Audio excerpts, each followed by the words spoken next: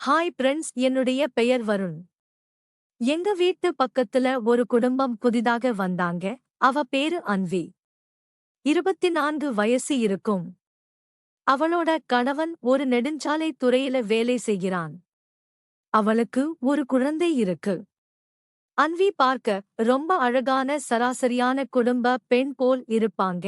அவளுடைய புருஷனை பார்த்தா 45 வயது இருக்கும். சொட்ட தலை, பெரிய தொப்பை, வேற பார்க்கவே காண்டாமிருகம் மாதிரி இருப்பான். இந்த ஜோடிய பார்க்கும்போதே இவனுக்கெல்லாம் இப்படி ஒரு பொண்டாட்டியானே எனக்கு பொறாமையா இருக்கும். வீட்டுக்கு குடி வந்த முதல் நாளிலேயே அவங்களுக்கு நிறைய உதவிகளை செய்து வந்தேன். அவங்க வீட்ல மொத்தம் 3 பேரு: கணவன், மனைவி, குழந்தை. நானும் காலேஜ் முடிச்சிட்டு வீட்ல சும்மா இருப்பதனால கணவன் இல்லாத போது தேவைப்படக்கூடிய உதவிகளுக்கு அவ என்னதான் கூப்பிடுவா. அவளை பார்த்தபோது எனக்குள்ள ஒரு தவறான ஈர்ப்பு உருவானது. நானும் தினமும் காலையில 6 மணியானா மொட்டை மாடிக்கு சென்று உடற்பயிற்சிகளை செய்வது வழக்கம். அன்னைக்கு அவ மாடியில கொஞ்ச நேரம் வாக்கிங் போறதுக்காக மொட்டை மாடிக்கு வந்திருக்கா. அவ அணிந்திருந்த நைட்டி கொஞ்சம் ஈரமாகவும் இருந்தது. நான் அன்பியை பார்த்து லேசாக சிரித்துக் கொண்டே மெல்ல அவகிட்ட பேச்சு கொடுத்தேன். என்னக்கா, வீட்டு வேலை எல்லாம் முடிஞ்சதான்னு கேட்டேன். இல்லடா, இனிமேதான் எல்லாம் பண்ணணும் அப்படின்னு ஒரு அரை மணி நேரம் வாக்கிங் போயிட்டு, சரிடா, எனக்கு நிறைய வேலை இருக்கு, நான் கீழ போறேன்னு சொல்லிட்டு போயிட்டா. அதன் பிறகு இதுவே நாங்க வழக்கமாக்கிக் கொண்டோம். தினமும் மொட்டை மாடியில காலையில சந்தித்து கொண்டோம். காலையிலேயே தினமும் அவளை பார்த்து ரசிப்பேன். அவளும் என்னை சைகடிச்சுக்கிட்டே கீழே இறங்கி சென்றுடுவா. எனக்கு வாய்ப்பு ஒரு நாள் கிடைக்கும் என்பது நன்றாகவே தெரிந்தது. அந்த நாளுக்காக நான் காத்திருந்தேன். 6 மாதங்கள் இப்படியே கழிந்தது. ஒரு நாள் அவளுடைய கணவன் வேலை விஷயமாக வெளியூர் செல்ல வேண்டிய நிலையும் வந்தது. இந்த நாட்களில் எப்படியாவது அவளை கலெக்ட் செய்ய வேண்டும் என்று நான் முடிவு செய்தேன். கொஞ்சம் கொஞ்சமாக அவகிட்ட பேசி எப்படியோ நம்பர் வாங்கிட்டேன். ஒரு நாள் இரவு அவாட்ல ஆன்லைன்ல இருக்காளான்னு பார்த்தேன். அவ ஆன்லைன்ல தான் இருந்தா. உடனே என்ன பண்றீங்கன்னு நான் மெசேஜ் அனுப்புனேன். சும்மாதான் போன் பார்த்துக்கிட்டு இருக்கேன். நீ தூங்கலையான்னு கேட்டாங்க. இல்ல, தூக்கம் வரலன்னு சொல்லிக்கிட்டு அவகிட்ட கொஞ்ச நேரம் பேச்சு கொடுக்க ஆரம்பித்தேன். நீங்க நைட்டு எப்பதான் தூங்குவீங்கன்னு நான் கேட்டேன். அவ எப்படியும் தூங்குறதுக்கு 12 மணி ஆகிடும்னு சொன்னாங்க. உங்ககிட்ட ஒன்னு கேட்கவா, தப்பா எடுத்துக்க கூடாதுன்னு சொன்னேன். தப்பா எடுத்துக்கிற மாதிரி என்னடா நீ கேட்க போற, சரி கேளுன்னு சொன்னாங்க. உங்களுக்கு காதல் திருமணமான்னு கேட்டேன். அதெல்லாம் இல்ல, என் புருஷனை பார்த்தா இவ்ள காதல் பண்ணி கல்யாணம் பண்ற மாதிரியா இருக்கான்னு கேட்டாங்க. ஆமா ஆமா, நானும் அதேதான் நினைச்சேன். எப்படி இந்த ஆளை நீங்க கல்யாணம் பண்ண சம்மதிச்சீங்கன்னு நான் கேட்டேன். பிரெஞ்ச் மேரேஜ் தானே, எப்படியும் உங்க வீட்ல பார்த்து போட்டோ எல்லாம் காட்டி இருப்பாங்க, நேர்லயும் பார்த்திருப்பீங்க, எப்படி இவ்வளவு தூரம் கல்யாணம் பண்ணிக்க சம்மதிச்சீங்கன்னு நான் கேட்டேன். அதை ஏண்டா கேக்குற? அது ஒரு பெரிய கதை. எங்க அப்பாவுக்கு கொஞ்சம் கடன் இருந்துச்சு. இந்த ஆளோட குடும்பம் கொஞ்சம் உதவியும் பண்ணாங்க. இவரு எனக்கு கொஞ்சம் தூரத்து சொந்தம் வேற. பொண்ணு கேட்டதும் அப்பாவால மறுக்க முடியல, என்ன கட்டிக்க சொன்னாங்க. நானும் வேற வழி இல்லாம அவருக்கு கழுத்தை நீட்டிட்டேன்னு சொன்னாங்க. சொல்லும்போதே ரொம்ப கவலையோடும் வருத்தத்தோடும் சொன்னாங்க. நீங்க காலேஜ் படிக்கும்போதே உங்களுக்கு லவ்வர் எல்லாம் கிடையாதான்னு கேட்டேன். சைட் அடிப்பாங்கடா, ஆனா யாரும் நேரா வந்து பேசுனதே இல்ல. சரி, இவ்வளவு கேக்குறியே, உனக்கு லவ்வர் எல்லாம் இருக்காங்களான்னு கேட்டாங்க. எனக்கும் 2 லவ்வர் இருந்தாங்க, ஆனா இப்போ இல்ல. ஏன்னா அவங்க 2 பேருக்குமே கல்யாணம் ஆயிடுச்சு. அவங்களுடைய புருஷன் வீட்ல இல்லாத சமயம் பார்த்து எனக்கு எப்பவாச்சும் போன் பண்ணுவாங்க அப்படின்னு சொன்னேன். கொஞ்சம் கொஞ்சமா ட்ராக் நம்ம பக்கம் திரும்புதே அப்படின்னு சொல்லிட்டு மறுபடியும் அவங்க பக்கமே திருப்பி விட்டேன். சரி சரி, உங்களுக்கு வாழ்க்கையில ரொம்ப பிடிச்சவங்க யாருன்னு நான் கேட்டேன். உடனே அவங்களும் விஜயகாந்த் அப்படின்னு சொன்னாங்க. அப்புறம் உனக்கு யாரடா ரொம்ப பிடிக்கும்னு கேட்டாங்க. சொன்னா நீங்க தப்பா நினைப்பீங்கன்னு சொன்னேன். அப்படி எல்லாம் நினைக்க மாட்டேன். சும்மா சொல்லுன்னு சொன்னாங்க. எனக்கு உங்களைதான் ரொம்ப பிடிக்கும்னு சொன்னேன். என்னடா சொல்ற, நான் கல்யாணமான பொண்ணுடான்னு சொன்னாங்க. முதல் தடவை உங்களை நான் பார்க்கும்போதே உங்களுக்கு கல்யாணம் ஆயிடுச்சுன்னு எனக்கு தெரியும்னு நான் சொன்னேன். அதான் கல்யாணம் ஆயிடுச்சுல பின்ன என்ன அப்படின்னு கேட்டாங்க. அப்படி பார்த்தா நீங்க கூடதான் உங்களுக்கு பிடிச்சவங்க விஜயகாந்த் அப்படின்னு சொன்னீங்க. அவருக்கும் கல்யாணம் ஆயிடுச்சுல அப்படின்னு நான் கேட்டேன். அது வேற இது வேற ரெண்டையும் போட்டு குழப்பக்காத அப்படின்னு சொன்னீங்க. அதெல்லாம் எனக்கு தெரியாதுங்க. நீங்க பார்க்க ரொம்ப அழகா இருக்கீங்க. எனக்கு உங்களை ரொம்ப பிடிச்சிருக்கு அவ்வளவுதான்னு சொல்லிட்டு உங்ககிட்ட நான் இன்னொரு விஷயம் கேட்கட்டுமான்னு கேட்டேன். கேளுடான்னு சொன்னாங்க. என்ன விஷயம்னு கேட்டாங்க. நானும் விளையாட்டா கேக்குறேன். தப்பா எடுத்துக்காதீங்க. நம்ம ரெண்டு பேரும் லவ் பண்ணலாமான்னு கேட்டேன். என்னடா சொல்ற? எனக்கு கல்யாணமாகி குழந்தை எல்லாம் இருக்கு. என்ன போய் லவ் பண்ண சொல்றேன்னு கேட்டாங்க. நான் சொன்னேன்ல சீரியஸா எடுத்துக்காதீங்கன்னு சும்மா ஒரு விளையாட்டாதான் சொல்றேன்னு சொன்னேன். ஒரு 5 நாள் மட்டும் நம்ம அந்த மாதிரி ஸ்டார்ட் பண்ணலாமான்னு நான் கேட்டேன். என்னால முடியாதுன்னு அவங்க சொல்லிட்டாங்க. நான் உடனே வாட்ல மட்டும்தானே நம்ம காதலா இருக்க போறேன். ஒரு 5 நாளைக்கு மட்டும்தானே என்று நான் சொன்னேன்.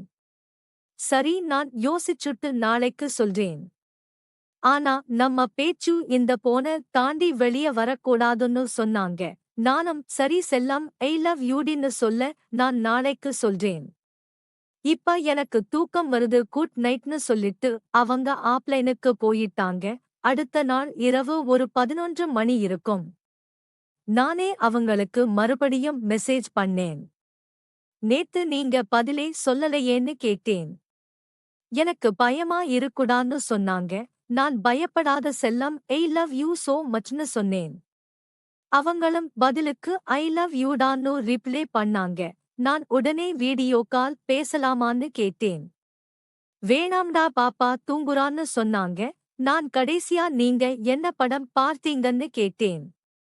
நானா டிவில ஏதோ ஒரு இங்கிலீஷ் மூவி பார்த்தேன்டா. பெயர் கூட எனக்கு ஞாபகம் இல்லைன்னு சொன்னாங்க. நான் உடனே டிவில பார்த்ததெல்லாம் நான் கேக்கல. தியேட்டர்ல போய் என்ன பார்த்தீங்கன்னு நான் கேட்டேன்னு சொன்னேன். கல்யாணமா புதுசுல ஒரே ஒரு வாட்டி போனது. அதுக்கப்புறம் தியேட்டருக்கு போய் படம் பார்த்ததே இல்லைன்னு ரொம்ப வருத்தப்பட்டு சொன்னாங்க. உடனே நானும் கூட்டிட்டு போகவா என் கூட படத்துக்கு வரீங்களான்னு கேட்டேன். நீ கூட்டிட்டு போய் என்ன பண்ணுவேன்னு எனக்கு தெரியும். அதெல்லாம் வேணான்னு சொன்னாங்க. உனக்கு பயமா இருக்கா இல்ல என் கூட வர பிடிக்கலையான்னு நான் கேட்டேன். பிடிக்காமலா இவ்வளவு தூரம் உன்கிட்ட நான் பேசிக்கிட்டு இருக்கேன். உன்னை எனக்கு ரொம்ப பிடிக்கும்டா ஆனா தியேட்டருக்கு எல்லாம் வேண்டாம். யாராச்சும் பார்த்தா அவ்வளவுதான். என் புருஷன் கூட வேலை பார்க்கிற யாராவது பார்த்துட்டா அவ்வளவுதான். உனக்கும் இது சொந்த ஊரு வேற. இங்க உனக்கு தெரிஞ்சவங்க யாராவது பார்த்து உங்க வீட்ல வந்து சொல்லிட்டாங்கன்னா பெரிய பிரச்சனை ஆகிரும். அதனால நம்ம போன்ல பேசுறதோட நிப்பாட்டிக்கலாம்னு சொன்னாங்க. சரி தியேட்டர் எல்லாம் வேணாம். ஆனா எனக்கு இப்ப ஒரு கிஃப்ட் வேணும்னு கேட்டேன். அவளோ போன்லயே கொடுத்தா. நானும் போன்ல எல்லாம் இல்ல. நேருக்கு நேரா கொடுங்கன்னு சொன்னேன். ஆனா எப்படி முடியும்? எங்க வீட்லயும் ஆள் எப்பவும் இருக்கும். உங்க வீட்லயும் ஆள் எப்பவும் இருக்கும். எப்படிட்டா முடியும்னு சொன்னாங்க. நானும் வெயிட் பண்றேன். கண்டிப்பா ஒரு சான்ஸ் கிடைக்கும். அப்ப கேப்பேன் நீங்க கண்டிப்பா தரணும் அப்படின்னு சொன்னேன். என்னடா இப்படி எல்லாம் பேசுறேன்னு கேட்டாங்க. ஏன் பேசுறது உங்களுக்கு பிடிக்கலையா அப்படின்னு சொன்னேன். இல்ல பிடிச்சிருக்கு ஆனா கொஞ்சம் எல்லை மீறி போறமன்னு தோணுதுன்னு சொன்னாங்க. ரகசியமா இருக்கிற வரைக்கும் எல்லாமே பாதுகாப்பாதான் இருக்கும்னு நான் சொன்னேன். என் புருஷன் வந்ததுக்கு அப்புறம் இப்படியெல்லாம் நான் பேச மாட்டேன். சரியான்னு சொல்லிட்டு ஆப்லைன் போயிட்டாங்க. அவளுடைய கணவனும் வேலை முடித்துவிட்டு வெளியூர்ல இருந்து வந்ததுமே எங்களுடைய சாட்டிங்கே நாங்க நிறுத்திக் கொண்டோம். அதன் பிறகு இருவருமே பேசிக்கொள்ளவில்லை. 2 மாதங்கள் கழித்து மீண்டும் எங்களுக்கு ஒரு வாய்ப்பு கிடைத்தது. அவள் கணவன் திரும்பவும் வெளியூர் சென்றிருந்தான். 1 மாதம் கழித்தே வருவானாம். அன்று இரவு நான் அவளுக்கு மெசேஜ் பண்ணேன். ஹாய் அன்பி, உன் புருஷன் வெளியூர போயிருக்கான் போல என்று நான் கேட்டேன். அந்த எருமையை பத்தி பேசாத. நான் அவன் மேல செம்ம கடுப்புல இருக்கேன். அவனை பார்த்தாலே எனக்கு வெறுப்பா இருக்குது. அடிக்கடி குடிச்சிட்டு வரான். அவனால எதுவுமே பண்ண முடியல. அதனால என் மேல தேவையில்லாம கோபத்தை காமிக்கிறான்னு ரொம்ப டென்ஷனா வேற பேசுனாங்க. புரியுது Anvi. I love you so much. நம்ம மீட் பண்ணலாமான்னு நான் கேட்டேன். உடனே அவளும் ஐ லவ் யூ டூடா. அடுத்த வாரம் பெங்களூர்ல என் ஃப்ரெண்டுக்கு கல்யாணம். அங்க நம்ம மீட் பண்ணலாம். காலையில கல்யாணம், ஈவினிங் ரிசப்ஷன். மதியம் நம்ம ஏதாச்சும் படத்துக்கு போகலாம்னு சொல்ல நானும் அன்பிகிட்ட ஹோட்டல் போலாமா தியேட்டர்லாம் வேணாம்னு சொல்ல அவன் நான் யோசிச்சு சொல்றேன்னு சொன்னான். கொஞ்ச நேரத்துக்குப் பிறகு அவளே போன் பண்ணான். நீ சொன்னதை யோசிச்சேன்டா. நம்ம தியேட்டருக்கு எல்லாம் போக வேணாம். அங்கேயே போகலாம் அப்படின்னு சொன்னான். நானும் சரி அன்பி, வரும்போது ஐடி கார்டு நீ எடுத்துட்டு வா, அங்க கேப்பாங்க அப்படின்னு நான் சொன்னேன். அவளோ சரிடா, எதுவும் பிரச்சனை எதுவும் வராதுல்லன்னு சொல்ல நானும் பிரச்சனை எல்லாம் வராது, தைரியமா வா அப்படின்னு சொன்னேன். அவளோ சரி குட் நைட், நாளைக்கு பார்க்கலாம் அப்படின்னு சொல்லிட்டு ஆப்லைனுக்கு போயிட்டா. மறுநாள் மாலை இருவருமே ஒரே பஸ்ல தனித்தனியாக ஏறி உட்கார்ந்து சென்றோம். பெங்களூர் காலையில 4 மணிக்கு எல்லாம் போய் சேர்ந்தாச்சு. எங்களுடைய பிளானே மதியதான் போறதா இருந்துச்சு. ஆனா காலையில 4 மணிக்கு நாங்க பெங்களூர் வந்துட்டோம். கல்யாணத்துக்கு 8 மணிக்கு போனாலே போதும். அதனால காலையிலேயே நாங்க ரூம் புக் பண்ணிட்டோம். எதுக்காக நாங்க பெங்களூர் வந்தோமோ அதை நாங்க காலையிலேயே ஸ்டார்ட் பண்ணிட்டோம். கல்யாணத்துக்கு போற வரைக்கும் நாங்க 2 பேரும் அங்க போய் பண்ணோம். அதன் பிறகு கல்யாணத்துக்கு வந்ததாக ப்ரூஃப் வேணுமே அப்படின்னு சொல்லிட்டு கல்யாணத்துக்கும் போய் அட்டெண்ட் பண்ணோம். குரூப் போட்டோ எல்லாம் எடுத்துக்கிட்டா. அதன் பிறகு ஸ்டேட்டஸையும் வச்சுக்கிட்டா. தன் கணவன் வெளியூர்ல இருந்து இதை பார்க்காதவ கல்யாணத்தை அட்டெண்ட் பண்ணி போட்டோ எடுத்து ஸ்டேட்டஸ் வச்சுட்டா.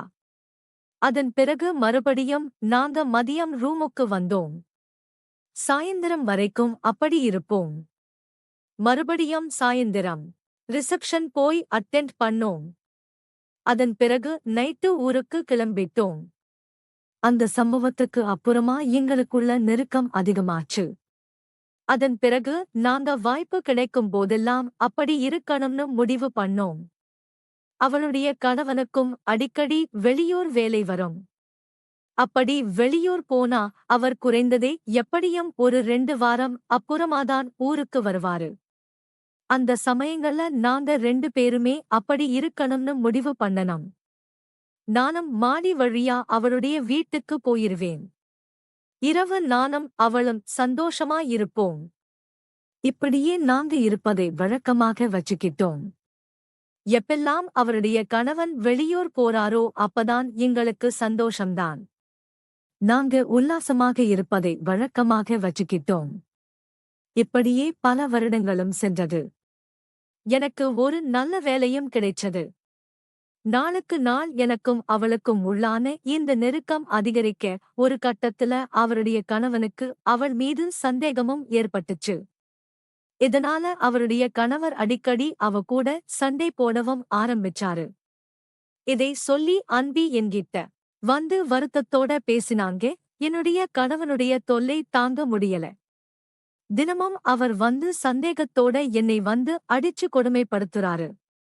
நம்முடைய விஷயம் அவருக்கு தெரியாத போதே இந்த அளவுக்கு என்னை கொடுமைப்படுத்துறாருன்னா நம்மளுடைய விஷயம் அவருக்கு தெரிஞ்சுச்சுன்னா என்ன கொன்னே போட்டுருவாரு அப்படின்னு சொல்லிட்டு ரொம்ப வருத்தப்பட்டு பேசுனாங்க.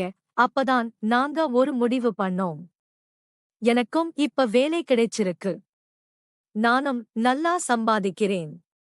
அதனால நம்முடைய காதலுக்கு இடையூறாக இருக்கக்கூடிய அவளோட கணவரை கொலை செய்யலாம் அப்படின்னு சொல்லி நாங்க முடிவு பண்ணோம். அந்த தவறான உறவு அவர்களை மேலும் தவறான பாதைக்கு இழுத்துச் சென்றது. அதன் பிறகு எப்படி கொலை செய்யலாம் அப்படின்னு சொல்லி திட்டமிட்டோம். அதனை செயல்படுத்தினோம். எங்களுடைய பிளானே அவனை கொலை பண்ணிட்டு அவனுடைய நகைகளையும் பறிச்சிட்டு போற மாதிரி ஒரு பிளான்தான். ஆனா இதுவரைக்கும் நான் யாரையுமே கொலை பண்ணதே இல்லை. இதுதான் எனக்கு ஃபர்ஸ்ட் டைம் என்பதனால நான் ரொம்பவே பயந்துட்டேன். யாராவது என்னை பார்த்துருவாங்களோ அப்படின்னு இன்னொரு பயமும் வேற. அதனால நான் வந்து அவளுடைய பேக மட்டும் எடுத்துக்கிட்டு அந்த இடத்துல இருந்து ஓடிட்டேன்.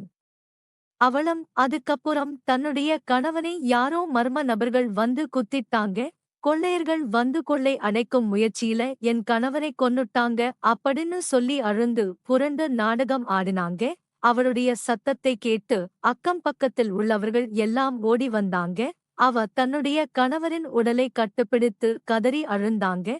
பக்கத்துல அவருடைய குழந்தையும் கதறி அழுந்துகிட்டே இருந்துச்சு. இந்த சின்ன வயசுல இந்த பொண்ணோ புருஷனை இழந்துட்டு இருக்காளே, இந்த பொண்ணுடைய வாழ்க்கையே இப்படி நாசமா போயிருச்சே அப்படின்னு சொல்லி எல்லோரும் வந்து பார்த்து வருத்தப்பட்டாங்க. உடனடியாக இந்த தகவலானது போலீசாருக்கு தெரிவிக்கப்பட்டுச்சு. போலீசார் உடனடியாக சம்பவ இடத்துக்கு வந்து அவளுடைய கணவரின் உடலை கைப்பற்றி மருத்துவமனைக்கு அனுப்பி வச்சாங்க. அதன் பிறகு போலீசார் அன்பிகிட்ட விசாரணை நடத்தும்போது நானும் என் கணவனும் நைட்டு என் அம்மா வீட்டுக்கு போய்கிட்டு இருந்தோம். அந்த சமயம் பார்த்து ஒரு 2 பேரு எங்களை வழிமறைச்சு நான் அணிந்திருந்த நகைகளை கொள்ளை அடிக்க முயற்சி பண்ணாங்க. அப்ப என் கணவன் வந்து அதை தடுத்து நிறுத்த சண்டை போட்டாரு. அதனால கொள்ளையர்கள் வந்து என் கணவரை குத்தி கொலை செஞ்சுட்டு அங்கிருந்து ஓடி போயிட்டாங்க அப்படின்னு சொல்லிட்டு அவளும் கதறி அழுது போலீஸ் கிட்ட சொல்லி இருந்தாங்க. அவ வந்து தொடர்ந்து அழுதுகிட்டே இருந்ததுனால போலீசார அதுக்கப்புறம் விசாரணை நடத்த முடியல. சரி, நடக்க வேண்டிய காரியங்கள் எல்லாம் முடியட்டும். ஒரு 2-3 நாள் போகட்டும். அதுக்கப்புறம் பாத்துக்கலாம் அப்படின்னு சொல்லிட்டு போலீசாரும் அங்க இருந்து கிளம்பிட்டாங்க. அன்வி என்கிட்ட இந்த விஷயத்தை சொன்னா போலீஸ் போயிடுச்சு, நம்முடைய நாடகத்தை நம்பிட்டாங்க அப்படின்னு சொன்னான். எனக்கு ரொம்ப சந்தோஷம். நம்ம மேல யாருக்கும் சந்தேகம் வரல. ஏன்னா நம்முடைய தகாத உறவு இதுவரைக்கும் யாருக்குமே தெரியல. உன்னுடைய கணவனுக்கும் தெரியல. அதனால உன் மீது யாருக்குமே சந்தேகம் வராது அப்படின்னு சொல்லிட்டு நானும் அவளுக்கு ஆறுதலா சொல்லி இருந்தேன். தைரியமா இரு. நீ நல்லா பக்காவா நடி, உன் மூஞ்சில பயத்தை வச்சு காட்டி கொடுத்திராத அப்படின்னு எல்லாத்தையும் சொல்லி கொடுத்தேன். அவளும் அதே மாதிரி சரின்னு சொல்லிட்டு அவளுடைய நாடகத்தை அரங்கேற்றினாள். வந்தவங்க எல்லாருமே சின்ன வயசுல இந்த பொண்ணு வந்து கணவனை இழந்துட்டாளே அப்படின்னு சொல்லி ரொம்ப வருத்தப்பட்டு பேசினாங்க. செய்ய வேண்டிய இறுதி சடங்குகள் எல்லாம் செஞ்சு அவளுடைய கணவனையும் புதைச்சிட்டாங்க. அதன் பிறகு எல்லாமே நல்லபடியா முடிஞ்சிருச்சு அப்படின்னு சொல்லி நானும் அவளும் ரொம்ப சந்தோஷப்பட்டோம். ஆனா அதுக்கப்புறம் திடீர்னு போலீஸ் வீட்டுக்கு வந்தாங்க. போலீசார் திரும்பவும் வீட்டுக்கு வந்ததுமே அன்வி ஷாக் ஆனாங்க. போலீசாரை பார்த்ததுமே அவளுடைய முகமே மாறிடுச்சு. இது போலீசாருக்கு நோட் பண்ணாங்க. அதன் பிறகு போலீசார் கிடுக்குப்பிடி கேள்விகளை கேட்டாங்க. சம்பவம் நடந்த அன்று கொள்ளையர்கள் வந்து கொள்ளை அடைக்க முயற்சி செய்யும்போது உங்களுடைய நகை எதுவுமே காணாம போகல. நீங்க வந்து கொள்ளையர்களோட தடுத்து இருந்தா கூட கண்டிப்பா உங்க மேல ஏதாவது ஒரு கீறல்களோ ஏதாவது ஒரு காயமோ ஏற்பட்டிருக்கும். ஆனா உங்களுக்கு ஒரு சிறு காயங்கள் கூட ஏற்படல. எப்படி நடந்துச்சு அப்படின்னு சொல்லி கிடுக்குப்பிடி விசாரணை மேற்கொண்டாங்க. அதுல அவ கொஞ்சம் பதட்டமாயிட்டாங்க. அந்த விஷயம் வந்து போலீசாருக்கு சந்தேகத்தை ஏற்படுத்துச்சு. அதன் பிறகு போலீசார் அவளுடைய செல்போனை கைப்பற்றி போலீசார் ஆய்வு செஞ்சாங்க. அப்பதான் நானும் அவளும் பல மணி நேரம் செல்போன்ல சாட் செய்தது.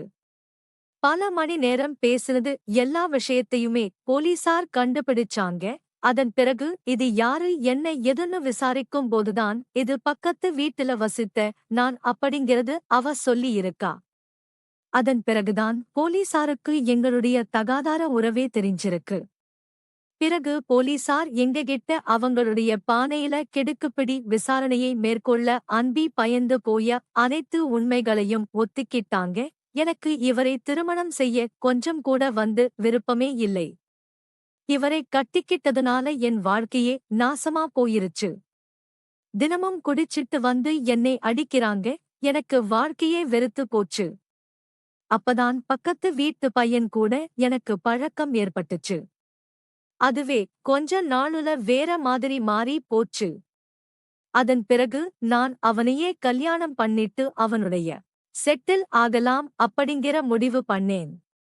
அதுக்கு என் கணவன் இடையூறாக இருப்பதனால அவரை போட்டு தள்ளிடலாம் அப்படிங்கிற முடிவுக்கு வந்தோம்.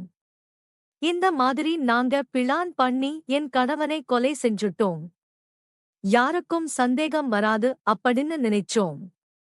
ஆனா என் மீது எந்தவிதமான காயங்களும் இல்லாததால என்னுடைய நகைகளும் வந்து எதுவுமே கொள்ளை போகாம இருந்ததாலையும் போலீசாருக்கு என் மீது பலத்த சந்தேகம் ஏற்பட்டு நீங்க இப்படி விசாரிச்சதுனால நான் அனைத்து உண்மைகளையும் சொல்லிட்டேன் அப்படின்னு சொல்லி அன்வி அளித்த வாக்கு மூலத்தின் அடிப்படையில இந்த வழக்கை கொலவழக்காக மாற்றி போலீசார் என்னையும் அன்வியையும் கைது செஞ்சு சிறையில் அடிச்சாங்க. இதுக்கு அப்புறமாதான் எனக்கும் அவளுக்கும் தகாத உறவு இருக்கிறது அப்படிங்கிற விஷயமே என்னுடைய வீட்டிற்கும் சரி அவளுடைய வீட்டிற்கும் சரி எல்லாமே தெரிஞ்சு அதிர்ச்சியானாங்க.